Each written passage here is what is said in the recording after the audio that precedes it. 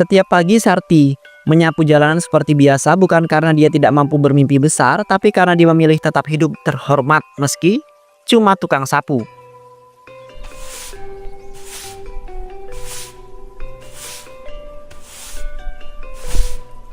Mbak Sarti rajin banget ya sapu-sapu tiap pagi. Tapi ya percuma juga, tetap aja dekil tuh jalan. Gak kasihan sama diri sendiri apa tiap hari nyesep debu. Gak apa-apa Bu, yang penting saya kerja halal. Jalanan bersih juga bikin orang lain nyaman. Halah, semulia banget. Udah mah kerjaannya ngangkat sampah, bajunya juga bau matahari. Gak malu Bu, aku sih mending mati daripada kerja kayak gitu. Saya sih bersyukur Neng, yang penting saya nggak nyusahin orang, rezeki nggak harus kinclong bajunya. Aduh duh, denger tuh kayak ceramah Jumat. Udah mending kita sarapan di kafe baru aja biar nggak kebauan jalan. Nanti aku upload behind the scene kehidupan nyata. Backgroundnya Mbak Sapu jalan, estetik banget deh.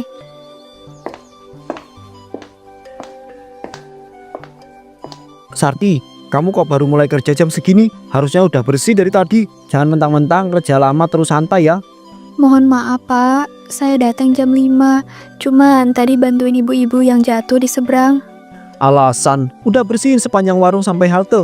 Jangan banyak omong, gaji kecil tuh ya kerja keras. Jangan banyak drama. Iya Pak, saya kerja aja. Daripada ngelawan terus dipecat. Tapi kadang saya capek juga nahan semuanya sendiri.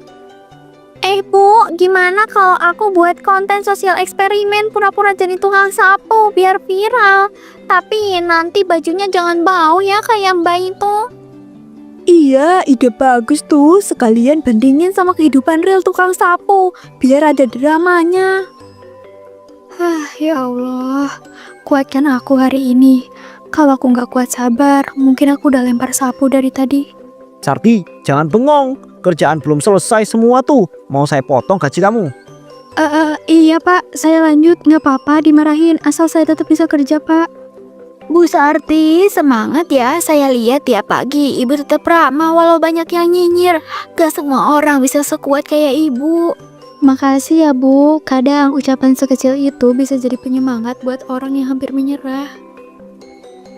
Jangan GR. Itu juga mungkin karena kasihan aja. Emang orang sabar doang bisa sukses. Yang penting saya nggak hidup buat nyinyir. Saya hidup buat jadi berguna. Itu aja udah cukup. Kok dia nggak pernah marah ya? Aku kalau dihina kayak gitu bisa ngapuk, tapi dia kayak batu diem aja ya Bu. Udahlah, itu karena dia bodoh. Kalau pintar nggak mungkin jadi tukang sapu, iya kan? Kalau pintar itu soal gelar, mungkin saya kalah. Tapi kalau pintar itu soal hati yang bisa tahan cacian dan makian, mungkin saya juara. Udah, beresin sekarang juga. Besok jangan telat lagi. Jangan pakai alasan busuk lagi ya. Halaman belakang pasar siang itu lembab dan bau sampah. Meski tercium, tapi di bawah pohon rindang, Sarti duduk dengan tenang, mengikat sepatunya yang longgar. Di sekelilingnya orang lalu lalang, hidup berjalan seperti biasanya. Tiap hari dicaci, dihina, dipandang rendah. Tapi entah kenapa hati ini masih kuat aja ya. Mungkin karena aku tahu aku nggak salah. Bu Sarti, tadi saya lihat ibu lagi dimarahin sama Pak Danu ya. Duh, bener-bener deh tuh orang, mulutnya kayak pisau tajam. Iya Bu, tapi saya udah biasa. Selama saya nggak salah, saya anggap itu ujian aja. Tapi yang hina-hina ibu tadi tuh lebih parah. Si Bu Yati sama anaknya kayak ngerasa paling bersih, paling pinter, paling kaya di sini. Saya udah anggap itu angin lalu Bu. Dan saya juga nggak suka mikirin perkataan orang tentang saya. Dan gak semua orang juga diajarin caranya bersyukur dari kecil. Tapi saya yakin loh, orang sabar pasti dibalas Tuhan. Saya pernah lihat sendiri, orang yang sabar banget akhirnya malah sukses. Saya nggak nyari sukses Bu, saya cuma pengen hidup damai. Tapi kalau Allah kasih lebih ya saya syukurin. Guys, ini loh tukang sapu favorit kita, live dari pasar. Jangan lupa kasih reaction jijik ya. Silakan Neng, mau hina mau rekam saya tetap kerja. Yang penting saya nggak ganggu hidup orang. Dengar tuh guys, filosofi ala tukang sapu.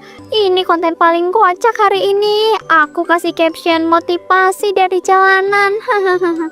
Neng, jangan gitu dong. Ibu ini kerja keras loh, nggak pantas dijadiin bahan lelucon.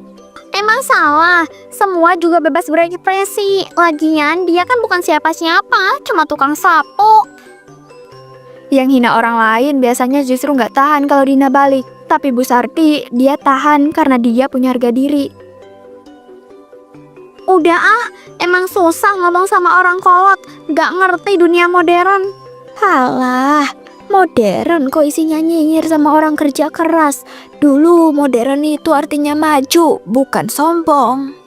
Udahlah Bu, biarin mereka. Toh hidup juga bukan soal siapa yang paling banyak followers, tapi siapa yang tetap kuat meski jalan sendiri. Guys, serius, ini konten paling absurd, tapi lucu juga sih. Nanti gue edit deh biar lebih dramatis. Yakin kamu kuat kalau nanti yang dihina itu kamu sendiri, Neng? Aku gak sebego itu, makanya aku gak jadi tukang sapu kayak dia itu.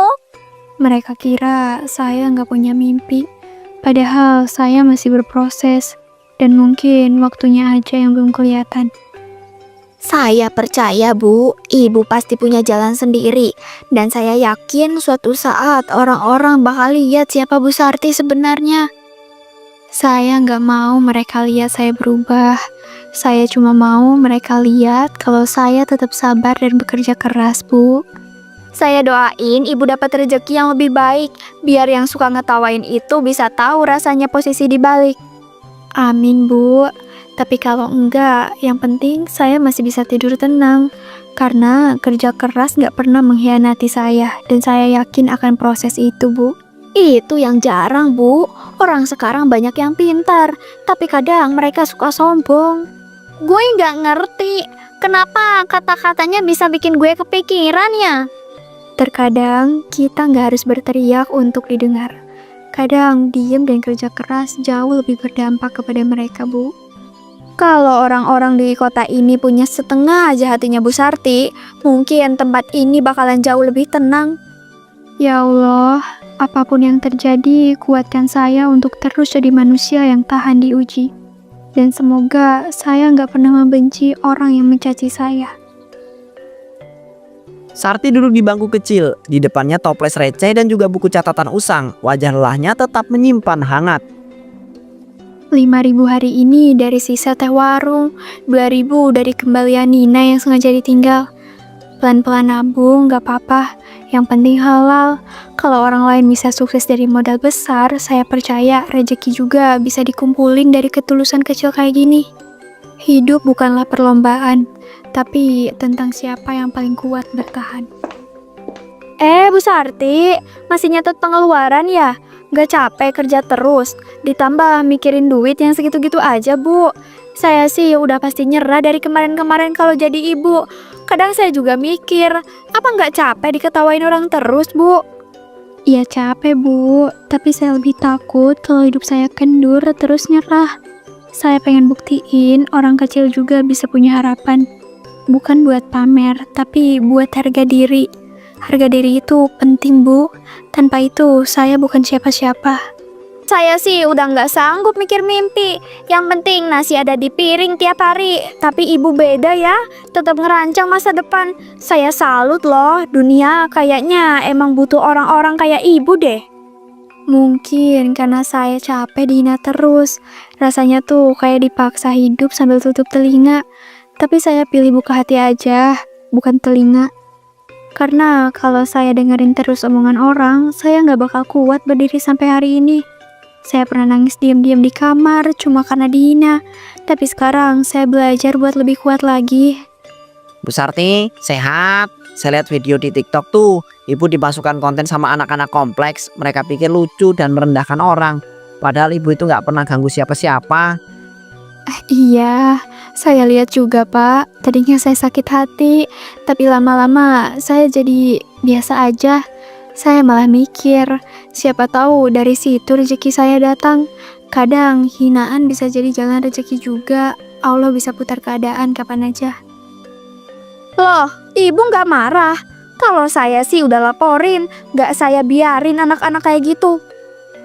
Saya pilih memaafkan. Hidup saya nggak akan maju kalau sibuk balas dendam. Lebih baik sibuk benahin hidup. Orang yang sering nyakitin biasanya yang paling butuh kasih sayang. Saya belajar itu dari kecil. Saya jadi malu sendiri, Bu. Kerja kantoran, gaji tetap, tapi sering ngeluh. Lihat ibu kerja keras tiap hari, tapi masih bisa tersenyum. Senyumnya tuh jujur bikin orang itu adem. Senyum itu satu-satunya kekayaan saya, Pak. Kalau itu hilang, saya beneran miskin. Dulu waktu suami saya ninggalin, saya sempat hilang senyum.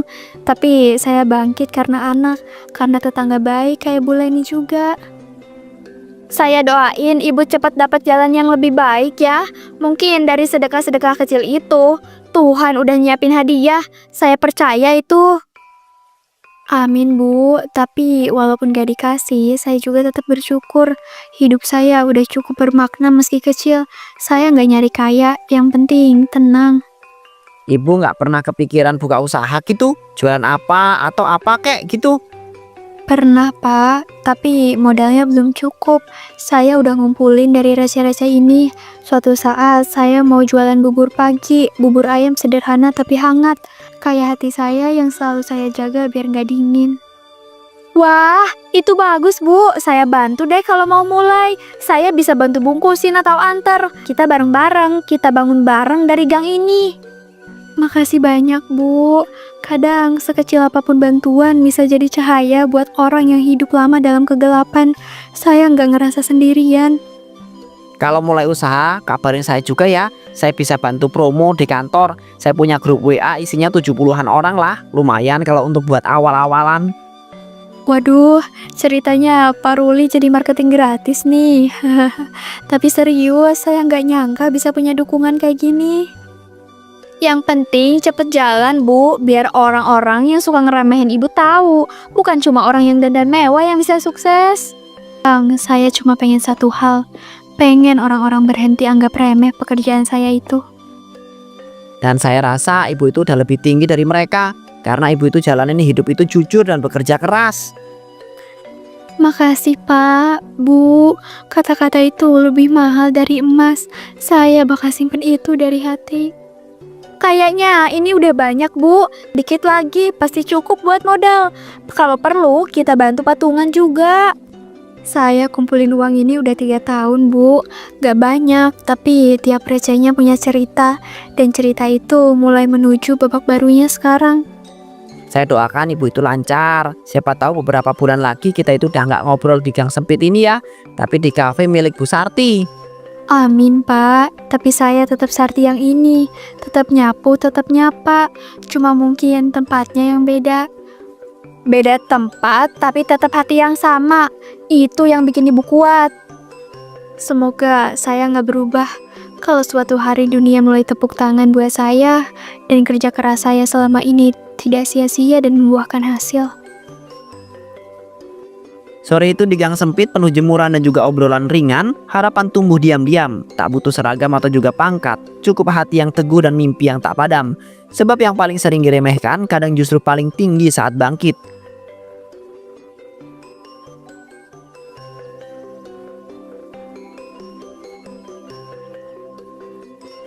Nin, tempat ini megah banget ya.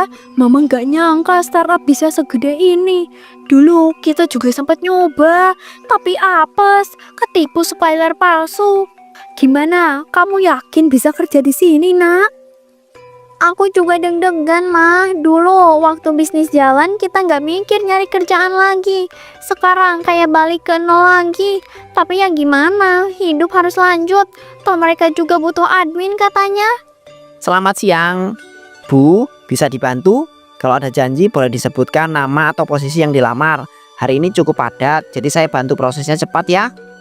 Iya, Pak. Saya sama anak saya mau masukin lamaran. Katanya bagian rekrutmen lagi buka. Kami nggak punya janji, tapi siapa tahu beruntung. Oke Bu, silahkan isi form ini dulu ya. Setelah itu nanti bisa saya sampaikan ke HR. Tapi sebelumnya boleh tahu dari mana dapat info lowongan ini? Dari temen yang pernah PKL di sini. Katanya perusahaan ini dermawan, gak lihat latar belakang, asal kerjanya bagus. Itu harapan kami juga, Pak. Perusahaan kami itu memang percaya. bahwa semua orang yang berhak dapat kesempatan. Yang penting jujur, punya tekad dan gak bawa masalah. Silakan duduk ya Bu, Mbak. Nak, kamu perhatiin deh, itu foto besar di dinding. Kayaknya mama kenal deh wajahnya, tapi lupa siapa ya? Iya Ma, aku juga ngerasa familiar. Tapi masa sih, kita kan gak pernah kenal bos-bos gede. Maaf, ini yang daftar siapa ya? HR minta saya cek langsung karena posisi ini cukup sensitif. Ada data pribadi yang harus saya validasi. Sarti? Ini kamu Sarti? Yang dulu kerjanya apa jalan di depan rumah saya kan? Iya, aku juga baru sadar. Tapi kamu kerja di sini? Serius? Kamu bagian HR-nya ya? Saya di sini bukan bagian HR. Saya salah satu partner perusahaan. Dulu saya memang menyapu jalan, tapi hari ini saya banyak belajar dari jalan untuk membangun perusahaan ini. Ya ampun, maaf Sarti. Dulu saya suka ngomong sembarangan. Kamu benar-benar berubah. Aku juga minta maaf. Aku nggak pantas rasanya ngomong. Dulu aku sering nyinyir. Saya sudah maafkan kalian dari dulu. Karena saya tahu orang yang suka merendahkan biasanya tidak sedang merasa tinggi, tapi sedang takut saat orang lain mulai naik. Kamu punya hati yang besar, Sarti. Kami cuma minta satu. Bolehkah kami diberi kesempatan sekecil apapun itu? Kalau dari saya pribadi, saya tak pernah ingin membalas dendam. Tapi keputusan ada di tim rekrutmen, bukan saya yang menentukan. Karena di sini sistem kami berlaku adil. Makasih udah gak mau ketemu kami. Padahal kamu bisa aja marah besar, tapi kamu milih tenang. Bu Sarti, maaf mengganggu. Ini dokumen keuangan bulanan untuk Anda review. HR juga sudah konfirmasi wawancara Nina jam 3. Baik kalau begitu. Ibu dan Mbak Nina silakan tunggu di ruangan 3B. Semoga harinya berjalan baik ya. Sarti yang dulu dihina karena sapu di tangannya, kini membuka pintu bagi mereka yang dulu menertawakannya. Sarti tak butuh balas dendam karena ia tahu kebaikan yang diam. Karena ia tahu kebaikan yang diam akan bicara lebih lantang dari semua hinaan.